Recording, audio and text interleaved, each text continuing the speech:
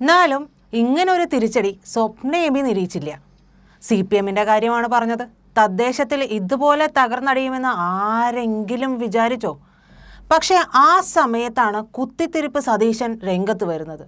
നെകളിപ്പ് എന്ന് പറഞ്ഞിട്ടുണ്ടെങ്കിൽ ഇമ്മാതിരി നെകളിപ്പ് പറയാതിരിക്കാൻ പറ്റില്ല എന്നുള്ളതാണ്.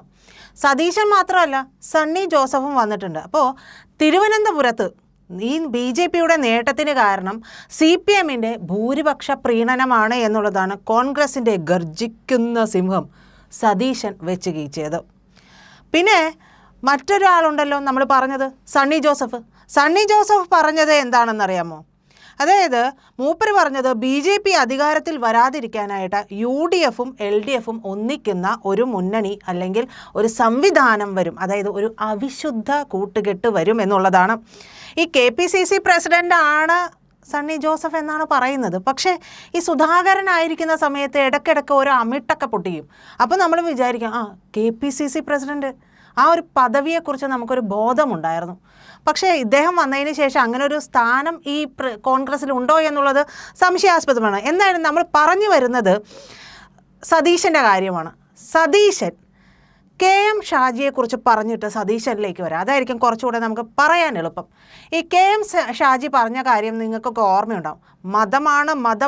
മതമാണ് പ്രശ്നം എന്ന് പറയുന്ന ഷാജി അതേ കാര്യം നേരെ തിരിച്ച് ചിലയിടങ്ങളിൽ പ്രസംഗിക്കുമ്പോൾ മതമാണ് വലുത് എന്നും പറഞ്ഞിട്ടുണ്ട്.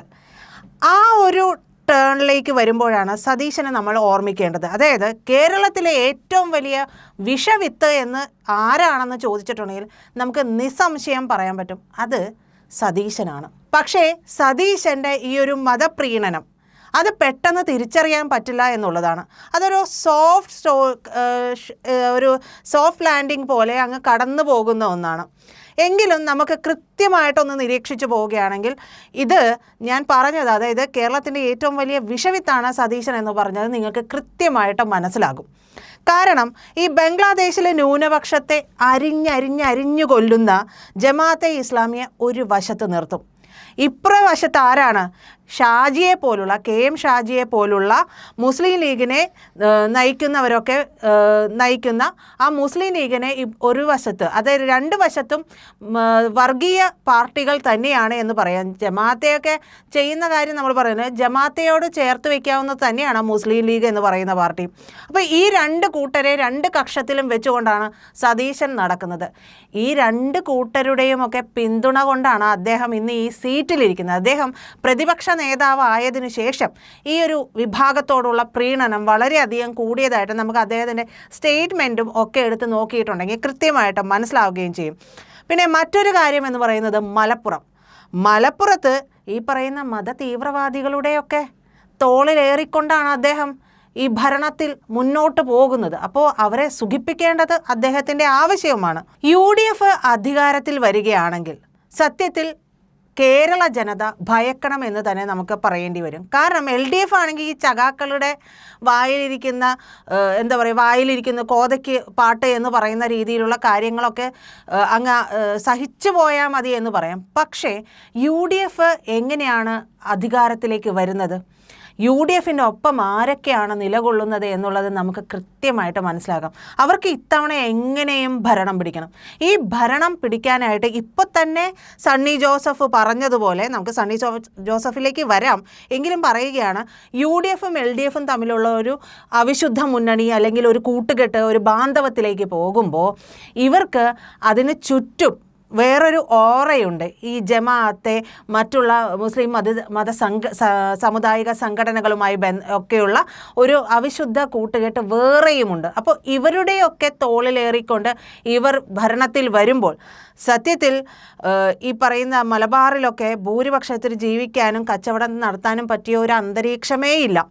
അത് തീർത്തും ഇല്ലാതാകുന്ന ഒരു സാഹചര്യത്തിലേക്ക്, അതായത് ഈ പറയുന്ന സാമുദായിക സംഘടനകൾ എന്ത് പറയുന്നുവോ അതിന് റാൻ മൂളുന്ന ഒരു ഭരണകൂടത്തിനെ മാത്രമേ കേരളത്തിന് UDF അധികാരത്തിൽ വന്നാൽ ലഭിക്കുകയുള്ളൂ എന്നുള്ളത് നമ്മൾ സത്യത്തിൽ മനസ്സിലാക്കേണ്ടതാണ്. അപ്പോൾ അതിൽ വെച്ച് നോക്കുമ്പോൾ LDF ആണ് ഭേദം, തമ്മിൽ ഭേദം തൊമ്മൻ എന്ന് പറയുന്ന ഒരു അവസ്ഥയുണ്ട്. ഈ സഖാക്കളെ സഹിച്ചാൽ മതി എന്നുള്ളത് നമ്മൾ ആദ്യം പറഞ്ഞതുപോലെ സതീശൻ എന്ന് പറയുന്നത് ഹിന്ദു വിരുദ്ധനാണ് എന്നുള്ളത് കൃത്യമായിട്ട് അദ്ദേഹത്തിൻ്റെ എല്ലാ സ്റ്റേറ്റ്മെൻറ്റ്സും നോക്കുമ്പോൾ നമുക്ക് മനസ്സിലാവും. ഞാൻ ചോദിക്കട്ടെ, ഈ ശബരിമല കൊള്ള വന്നല്ലോ, സതീശന് നൊന്തോ? ഏറ്റവും വലിയ വിഷയമായിരുന്നല്ലോ. ഈ തിരഞ്ഞെടുപ്പിൽ എല്ലാവരും സംസാരിച്ചത് അതിനെക്കുറിച്ചായിരുന്നല്ലോ. സതീശൻ പ്രതിപക്ഷ നേതാവല്ലേ, അദ്ദേഹത്തിൻ്റെ വായിൽ നിന്ന് കൃത്യമായിട്ട് ഏതെങ്കിലും ഒരു സ്റ്റേറ്റ്മെൻറ്റ് വന്നിട്ടുണ്ടോ? സുഖിപ്പിച്ചുകൊണ്ട് പോകുന്ന ആ ഒരു സ്റ്റേറ്റ്മെൻറ്റ്, അതൊന്നും ഇവിടെ വില പോകില്ല സതീശ. അത് കൃത്യമായി താങ്കൾ മനസ്സിലാക്കണം, താങ്കളുടെ പാർട്ടിയും മനസ്സിലാക്കണം. ഈ ഒരു വിഷയം വന്നിട്ട് ഇതുവരെയും കോൺഗ്രസിൻ്റെ ഭാഗത്ത് നിന്ന് കൃത്യമായ സ്റ്റേറ്റ്മെൻറ്റോ ഒരു പ്രതിഷേധമോ ഒന്നും ഉണ്ടായിട്ടില്ല. അപ്പോൾ ഈ ഒരു ഈസി വോക്ക് ഓവർ തദ്ദേശത്തിൽ കിട്ടിയത് നിയമസഭയിൽ കിട്ടുമെന്നുള്ളത് കരുതിക്കൊണ്ടാണ് ഈ നെഗളിപ്പ് കാണിക്കുന്നത് എന്നുണ്ടെങ്കിൽ നടക്കില്ല. വരാൻ പോകുന്ന പൂരം വേറെ തന്നെ ലെവലായിരിക്കും എന്നുള്ളത് എന്തായാലും ഇവരെ മാറ്റി നിർത്തേണ്ടത് ആവശ്യമാണ്. UDFനെ മാറ്റി നിർത്തേണ്ടത് ആവശ്യമാണ്. അതുകൊണ്ട് LDF വന്നാൽ എല്ലാം ശരിയാക്കുമെന്നുള്ളതല്ല ഞാൻ ഈ പറയുന്നതിൻ്റെ അർത്ഥം. പക്ഷേ UDFൻ്റെ പിന്നിൽ അണിനിരക്കുന്നവരെ നമ്മൾ സസൂക്ഷ്മം വീക്ഷിക്കുകയും നിരീക്ഷിക്കുകയും ചെയ്യണമെന്നാണ് ഈ പറയുന്നത്. മറ്റൊരു കാര്യം, KPCC പ്രസിഡന്റ് എന്ന് പറയുന്ന വിദ്വാനാണ്. ഈ വിദ്വാൻ വന്നതിന് ശേഷം അദ്ദേഹം വളരെ നയപരമായിട്ട് എല്ലാവരെയും കൂട്ടി യോജിപ്പിച്ചു കൊണ്ടുപോകുമെന്നൊക്കെയാണ് പറയുന്നത്. ഈ കോൺഗ്രസ്സിൽ തമ്മിൽ അടിപിടിയാണല്ലോ, ആര് മുഖ്യമന്ത്രിയാകും, KC ആവണോ, സതീശനാവണോ, ഇനി ചെന്നിത്തലയാവണോ, ഇങ്ങനെയുള്ള വലിയ രീതിയിലുള്ള അതിൻ്റെ ഉള്ളിൽ തന്നെ ആഭ്യന്തര പ്രശ്നമുണ്ട്. അപ്പോൾ അതിനൊക്കെ എല്ലാവരെയും ഒന്ന് കൂട്ടി യോജിപ്പിച്ച് കൊണ്ടുപോകാനാണ് സണ്ണി ജോസഫിന് കഴിയുമെന്ന് പറഞ്ഞുകൊണ്ടാണ് അദ്ദേഹത്തെ ആ സ്ഥാനത്ത് അവരോധിച്ചത്. അപ്പോൾ അദ്ദേഹം പറയുന്നത് BJPയെ തിരുവനന്തപുരത്ത് നിന്ന് ഒഴിവാക്കാനായിട്ട് ഏതു വിധേനയും ശ്രമിക്കുമെന്നുള്ളതാണ്. സത്യം പറയട്ടെ, ഇനി നിങ്ങളൊന്നും കൂട്ടിയാൽ കൂടൂല. കാരണം ജനം സത്യാവസ്ഥ തിരിച്ചറിഞ്ഞു കഴിഞ്ഞിട്ടുണ്ട്. അതുകൊണ്ടാണ് ഈ തദ്ദേശത്തിൽ ഇത്രയും വലിയൊരു മുന്നേറ്റം BJPക്ക് കൈവരിക്കാൻ കഴിഞ്ഞത്. അതിന് പ്രത്യേകിച്ച് BJPക്ക് ഒരു പണിയെടുക്കേണ്ടി വന്നോ എന്ന് ചോദിച്ചാൽ സത്യത്തിൽ ഇല്ല എന്ന് പറയാണ്. കാരണം ഈ രണ്ട് മുന്നണികളും കൂടി ചേർന്നുകൊണ്ടുള്ള ബാന്ധവം, ഇപ്പോൾ പറഞ്ഞല്ലോ UDFും LDFും ഒന്നിക്കുമെന്ന്, ഇത് ഈ ഒരു തിരഞ്ഞെടുപ്പിൽ പോലും ഉണ്ടായിട്ടുണ്ട് എന്നുള്ളത് സത്യത്തിൽ ഈ പറയുന്ന ജനം മനസ്സിലാക്കി കഴിഞ്ഞിട്ടുണ്ട്. അത് ഈ രണ്ട് മുന്നണികൾക്കും മാത്രമാണ് മനസ്സിലാവാത്തത് എന്ന് പറഞ്ഞിട്ടുണ്ടെങ്കിൽ മനസ്സിൽ BJP എന്ന് പറയുമ്പോഴേ ഇവർ ആദ്യം പറയുന്നത് വർഗീയ പാർട്ടിയാണ് BJP. അതിനോട് നമ്മൾ ചേർന്ന് നിൽക്കാൻ പാടില്ല. പറയുന്നതും ചെയ്യുന്നതും പ്രവർത്തിക്കുന്നതും എല്ലാം വർഗീയതയാണ് എന്നാണ് പറയുക. പക്ഷേ വർഗീയതയല്ല എന്നുള്ളത്, BJP വന്നു കഴിഞ്ഞിട്ടുണ്ടെങ്കിൽ ഒരു രാജ്യത്ത് എന്ത് സംഭവിക്കുമെന്നുള്ളത് ഇതെല്ലാം ജനം തിരിച്ചറിയുന്നുണ്ട്. പൊട്ടക്കിണറ്റിലെ തവളയല്ല ഇന്ന് ജനം എന്നുള്ളത് ഇവർ തിരിച്ചറിയാൻ വൈകിയതാണ് ഇപ്പോഴുള്ള വിഷയങ്ങളുടെ ഒരു ആകെ പ്രശ്നം എന്ന് പറയുന്നത്. എന്തായാലും ഈ അന്തിച്ചർച്ചയ്ക്ക് ഇരിക്കുമ്പോൾ എന്ത് ചർച്ചയും നടത്തുമെന്ന് പറയുന്നത്, ഈ തലസ്ഥാന നഗരിയിൽ UDF LDF ബാന്ധവം ഉണ്ടാകുമോ എന്നുള്ള കാര്യങ്ങൾ നമ്മുടെ മീഡിയ വൺ പോലുള്ള ചാനലുകളിലൊക്കെ വലിയ ചർച്ചയായിരുന്നു. അപ്പോൾ ഗോവിന്ദൻ സഖാവ് പത്രസമ്മേളനം വിളിച്ചു കൂട്ടിയിട്ട് പറഞ്ഞു, ഞങ്ങൾക്ക് അങ്ങനെയുള്ള ഒരു തരത്തിലുള്ള ഉദ്ദേശമൊന്നുമില്ല എന്ന് പറഞ്ഞ് ഒന്ന് ആശ്വസിപ്പിച്ചപ്പോഴാണ് ഇവർക്കൊരു ശ്വാസം വിടാനായിട്ട് പറ്റിയത്. പക്ഷേ തിരുവനന്തപുരത്ത് BJP ജയിച്ചത് മതേതരത്വത്തിനേറ്റ തിരിച്ചടിയാണ് എന്നൊക്കെയാണ് ഇവർ വെച്ച് കാച്ചിയത്. ഈ മതേതരത്വം എന്ന് പറയുന്നത് ഉച്ചരിക്കാനുള്ള അർഹത ഈ രണ്ട് മുന്നണികൾക്കും ഉണ്ടോ?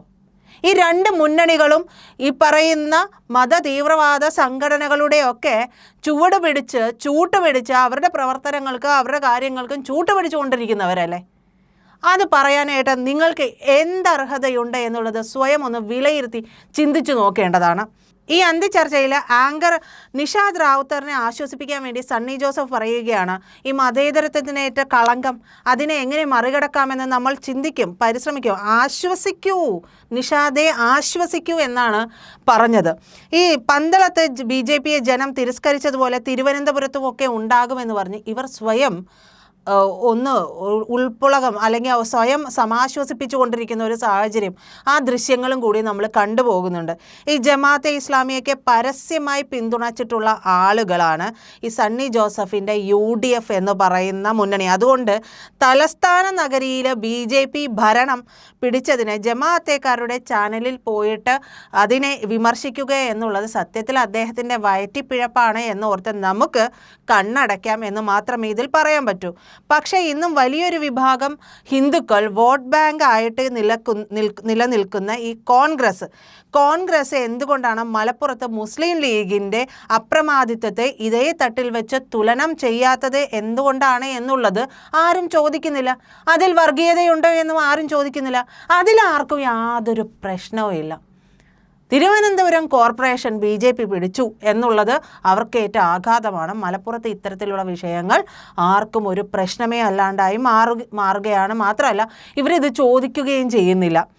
തിരുവനന്തപുരം ജില്ലയിലെ ഹിന്ദു ജനസംഖ്യ എന്ന് പറയുന്നത് 67.2%. അവിടെ ഒരു കോർപ്പറേഷനിൽ 101 സീറ്റിൽ 50 സീറ്റ് BJP നേടിയതിനെയാണ് ഈ കോൺഗ്രസ് എന്താ പറയുക ആ പാർട്ടി വർഗീയത എന്നൊക്കെ വിശേഷിപ്പിച്ചു കൊണ്ടിരിക്കുന്നത്. അപ്പോൾ ഇത്രയും നാളും ഇവർക്ക് വേണ്ടി വോട്ട് ചെയ്തവർ ഒന്ന് മാറി ചിന്തിച്ചപ്പോൾ അവർ മുഴുവനും വർഗീയ ആളുകളായിട്ട് മാറി എന്നുള്ളതല്ലേ സണ്ണി ജോസഫ് ഇതിലൂടെ പറഞ്ഞു വയ്ക്കുന്നത്. ഇത്രയും നാളത്തെ വോട്ടെടുപ്പിൽ ഇവർക്ക് വേണ്ടി കുത്തിയ വോട്ട് ഒന്ന് മാറി താമരയ്ക്ക് കുത്തിയപ്പോൾ അവരെല്ലാവരും വർഗീയത ബാധിച്ചവരായി മാറുകയാണ്. എന്നാൽ ഇതേ രീതിയിൽ 70% മുസ്ലിമുകൾ ജനസംഖ്യയുള്ള മലപ്പുറത്ത് എന്താണ് അവസ്ഥയെന്നുള്ളത് ഇവരാരെങ്കിലും ചിന്തിക്കുകയോ അതിനെതിരെ ശബ്ദിക്കുകയോ എന്തെങ്കിലും ചെയ്യുന്നുണ്ടോ? അതിനെക്കുറിച്ച് ആരെങ്കിലും അന്തിച്ചർച്ച നടത്തുന്നുണ്ടോ? ജില്ലയിലെ ആകെയുള്ള 2 MP-മാരും മുസ്ലിം ലീഗുകാരാണ്. ET മുഹമ്മദ് ബഷീറും സമദാനിയും. ആകെയുള്ള 15 MLA-മാരിൽ 14 പേരും മുസ്ലിം ലീഗുകാരാണ്. പട്ടികജാതി സംവരണം നിർബന്ധമുള്ള വണ്ടൂരിൽ മാത്രം ഒരു ഇതര മതസ്ഥനായിട്ടുള്ള കോൺഗ്രസ്സുകാരനുണ്ട്. ഇനി 16-ാമൻ്റെ കാര്യം പറയാതെ പോകണ്ട. 16-ാമനായിട്ടുള്ള MLA പൊന്നാനിയിലെ CPM-കാരനായിട്ടുള്ള നന്ദകുമാർ ആണ്. പൊന്നാനിയാണ് ഹിന്ദുക്കൾ അല്പം കൂടുതലുള്ള ഇടം. അവിടെ ഏതാണ്ട് 38% ഹിന്ദുക്കളുണ്ട് എന്നാണ് പറയുന്നത്. 33 ജില്ലാ പഞ്ചായത്തുകളുള്ളതിൽ 33 പേരും UDF ആണ്. അതിൽ 30 പേരും ഒരു മതത്തിൽ നിന്ന് മാത്രമുള്ളവരാണ്. പക്ഷേ ഒരു പ്രതിപക്ഷ അംഗം പോലുമില്ല. വിവിധ മതസ്ഥരായ നിരവധി ആളുകൾ വിവിധ പാർട്ടികളിലായും സ്വതന്ത്രരായും നിന്നിട്ടും അവരൊക്കെ പരാജയപ്പെടുന്ന ഒരു സാഹചര്യം ഇവിടെ മലപ്പുറത്തുണ്ടാകുന്നുണ്ട്. 94 ഗ്രാമപഞ്ചായത്തുകളിൽ 87-ലും UDF ആണ് വിജയിച്ചിരിക്കുന്നത്. 15 ബ്ലോക്ക് പഞ്ചായത്തുകളിൽ 14-ഇടത്തും UDF ആണ്. അതുപോലെ 12 മുനിസിപ്പാലിറ്റികളിൽ 11-ഇടത്തും UDF മാത്രമാണ്. ഇവിടെ എല്ലായിടത്തും UDF വിശേഷിപ്പിക്കുന്നത് എങ്കിലും ലീഗിനാണ് മൃഗീയ ആധിപത്യമുള്ളത്. അതായത് UDFൻ്റെ വിജയം എന്ന് പറയുമ്പോഴും ഇതെല്ലാം കൈയടക്കി വെച്ചിരിക്കുന്നത് മുസ്ലിം ലീഗാണ്. അതായത് 33 പഞ്ചായത്തുകളിൽ 23 ഇടങ്ങളിലും ലീഗ് ഒറ്റയ്ക്കാണ് ഭരിക്കാൻ പോകുന്നത് എന്നാണ് ഇതിൽ നിന്ന് നമ്മൾ മനസ്സിലാക്കേണ്ടത്. അപ്പോൾ എല്ലാവരും തന്നെ ഒരേ മതവിഭാഗക്കാരാണ്. അധികാരവും തീരുമാനവും ഒക്കെ ഇവരിൽ മാത്രമായിട്ട് ചുരുങ്ങുന്ന ഒരു സാഹചര്യം ഉണ്ടാകുന്നുണ്ട്. സംവരണവും അവർക്ക് മാത്രമായിട്ട് വരാനുള്ള സാധ്യതകളുണ്ട്. ഇനി അവരുടെ കനിവിലാണ് മറ്റുള്ളവരുടെ പ്രതീക്ഷകളെല്ലാം നിലനിൽക്കുന്നത്. അപ്പോൾ തികച്ചും മതമൗലിക ചിന്താധാരകളൊക്കെ ഉണ്ട് എന്ന് വെച്ച് പുലർത്തുന്ന പാണക്കാട് എന്ന ആ ഒരു കുടുംബമുണ്ടല്ലോ, വലിയ കുടുംബം, ആ കുടുംബത്തിൽ നിന്ന് മാത്രമേ പാർട്ടി അധ്യക്ഷൻ തിരഞ്ഞെടുക്കാൻ പാടുള്ളൂ എന്ന് നിയമാവലിയുള്ള മതപരമായിട്ടുള്ള ചട്ടങ്ങൾ പാലിച്ചു മാത്രം പാർട്ടി ഭരണഘടന തയ്യാറാക്കപ്പെട്ടിട്ടുള്ള വിശ്വാസിയായ ഒരു മുസ്ലിമിന് മാത്രം അംഗത്വത്തിന് അർഹതയുള്ള, പാർട്ടിയുടെ പേരിലും കൊടയിലും ബൈലോയിലും സർവത്ര മതം കുത്തി നിറച്ച ഒരു പാർട്ടി. ആ പാർട്ടിക്ക് ഒരു ജില്ലയിൽ ആകമാനം സമ്പൂർണമായ സമഗ്രമായ മൃഗീയ ആധിപത്യം ഉള്ളത് KPCC പ്രസിഡന്റിനെ സംബന്ധിച്ച് അല്ല സണ്ണി ജോസഫെ, അതൊരു വർഗീയതയല്ലേ എന്നൊരു സംശയം പൊതുജനത്തിന് തോന്നിക്കഴിഞ്ഞിട്ടുണ്ടെങ്കിൽ അവരത് ചോദിച്ചാൽ താങ്കൾ മറ്റൊന്നും വിചാരിക്കരുത്. അപ്പോൾ ഈ പറയുന്ന നീതികേട് എന്ന് പറയുന്നത് നിങ്ങൾ മനഃപൂർവ്വം ഉണ്ടാക്കി പറയുന്നതാണ് എന്നുള്ളത് ഞങ്ങൾക്ക് മനസ്സിലാകും. എന്തായാലും അവർക്ക് ഇതൊന്നും ഒരു നീതികേടായി തോന്നുന്നില്ല. പകരം ഇന്ത്യൻ ദേശീയത മുഖമുദ്രയായി മാത്രം കണ്ട് പ്രവർത്തിക്കുന്ന ലോകത്തിലെ തന്നെ ഏറ്റവും വലിയ ജനാധിപത്യ പാർട്ടിയായിട്ടുള്ള BJP ഒരു കോർപ്പറേഷൻ ഭരണം പിടിച്ചപ്പോൾ ഇവർക്കൊക്കെ നെഞ്ചുവേദനയും അങ്കലാപ്പും ബോധക്കേടും വർഗീയതയും ധ്രുവീകരണവും ഒക്കെ ഉണ്ടായി ഒരേ സമയം എന്നുള്ളതാണ് മനസ്സിലാക്കാൻ കഴിയാത്തത്. അതാണ് KPCC പ്രസിഡന്റ് പറയുന്ന വർഗീയത, VD സതീശൻ്റെ പ്രശ്നം, ഇതൊക്കെയാണ്. ഇവർക്കൊക്കെ ഹൈ BP ഇന്നലെ ഉണ്ടായി കാണാനുള്ള സാധ്യതകളും ഏറെയാണ്. എന്തായാലും പ്രതിപക്ഷ നേതാവ് VD സതീശനാണെങ്കിൽ ഒരു പടി കൂടി കടന്നാണ് പറഞ്ഞത്. എന്തായാലും പ്രതിപക്ഷ നേതാവ് VD സതീശൻ ഒരു പടി കൂടി കടന്നാണ് പറഞ്ഞത്. ഭൂരിപക്ഷ പ്രീണനം കൊണ്ട് സംഭവിച്ച വിജയമാണ് തിരുവനന്തപുരത്തേത് എന്നുള്ളത്.